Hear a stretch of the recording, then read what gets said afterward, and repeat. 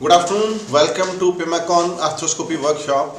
I've been given the duty to discuss rotator cuff tears, and rotator cuff tear is a big topic. We'll try to be precise so that we have minimal understanding about the rotator cuff tears. So I'll be talking about rotator cuff. Rotator cuff is a term given to a group of tendons that help in the movement of the shoulder joint.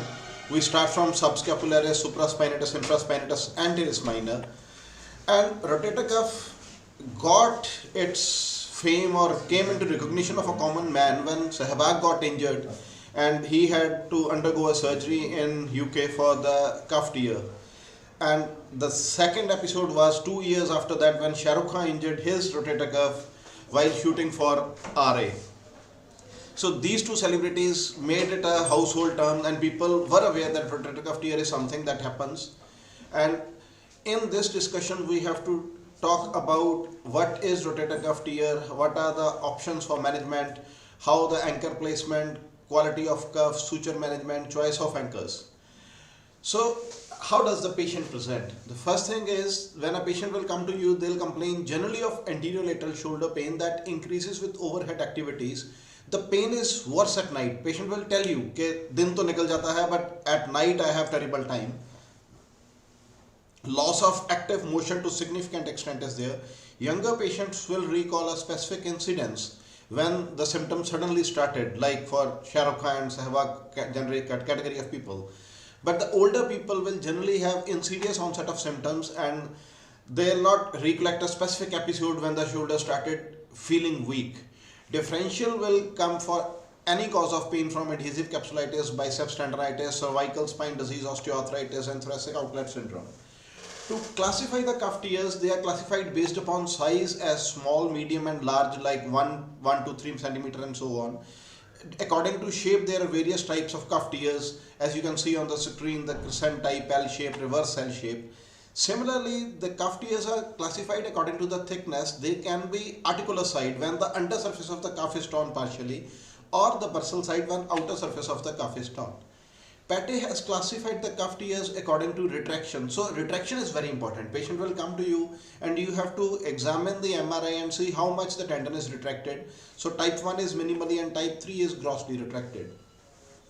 Gottlieb gave a classification for fatty infiltration where stage 0 corresponds to normal muscle. It's all muscle in the cross section, and grade 5 is when there is more fat than muscle. So we go through these classifications and accordingly we categorize the muscle quality, that whether it is repairable or not. And Werner's classification for muscle atrophy is also of relevance. You have to look at the muscle belly in MRI and evaluate whether this muscle after repair is going to function or not. This slide we are looking at the retraction. So in the first image you can see that muscle belly and the tendon is going and inserting on the greater tuberosity, but in the second image that tendon is missing, so there is no tissue between the humerus head and the acromion surface.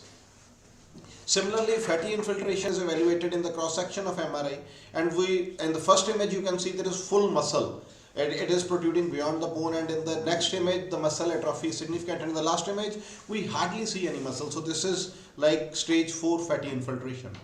Natural history is of interest because some patients will have asymptomatic tears, and it is generally in elderly people who will have weakness but they'll not appreciate it unless you examine them. 20 to 30% become symptomatic over a year. Similarly, the partial cuff tears, 80% progress to full thickness over time, and articular surface tears are common. Full thickness, older people will have desire to be managed conservatively, and you can manage them conservatively. Just monitor them MRI so that if the quality is deteriorating fast and patient is symptomatic, you might have to offer repair. Large tears with great fatty infiltration have poor outcomes, so you have to be fast in taking decisions. Subacromial corticosteroid injections, they'll give short-term pain, but there is risk in tender strain, tendon rupture risk is there.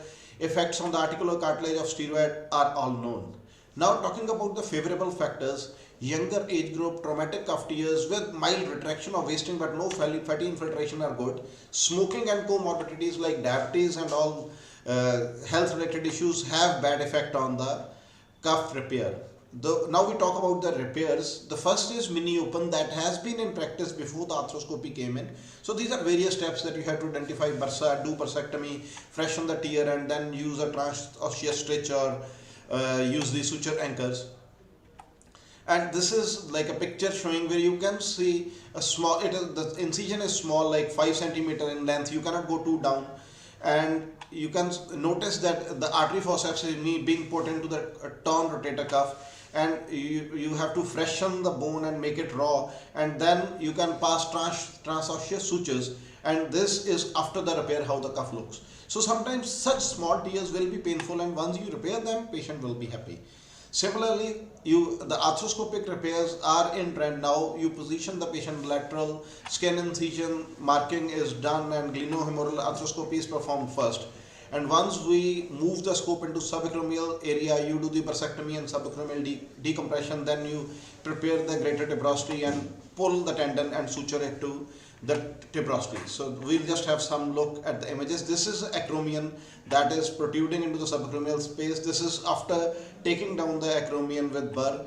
This is a torn rotator cuff. You can see the humerus head on the lower side. The tuberosity is well prepared, and the white tissue that is visible is the torn end of the cuff, and the bone in the center is the glenoid.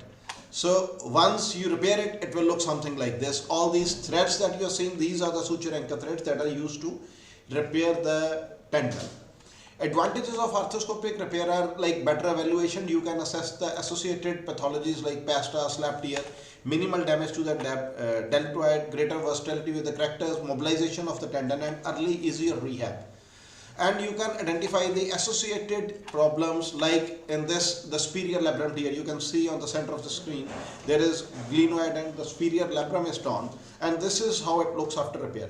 So looking inside the joint is not possible with mini open techniques. So that is the biggest advantage of arthroscopy, that you can go in, have a look, and repair the associated injuries.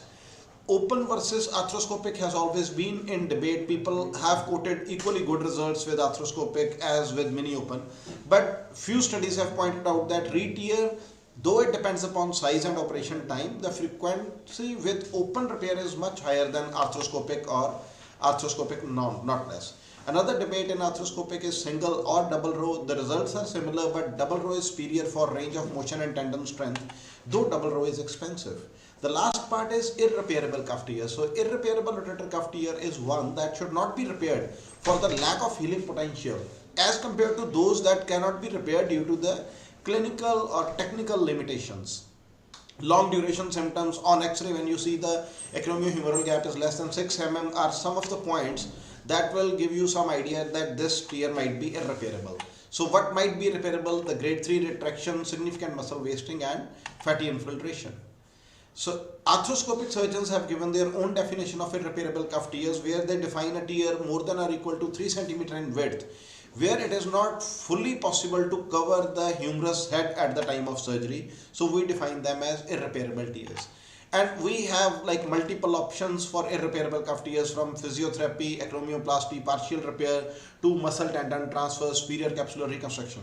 So there are like 12 different surgeries that are to be offered to a patient who has an irreparable cuff tear. The last of that will be a reverse shoulder.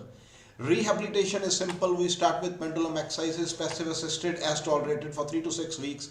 Active strengthening starts at 6 weeks with TheraBand exercises, and weight training at 3 to 4 months. So that is in brief about the rotator cuff. The best thing is that you have to be with a shoulder surgeon who can offer you all these treatment options and actually assess your cuff injury and quantify it and tell you whether you need to repair it or not. Thank you for your attention.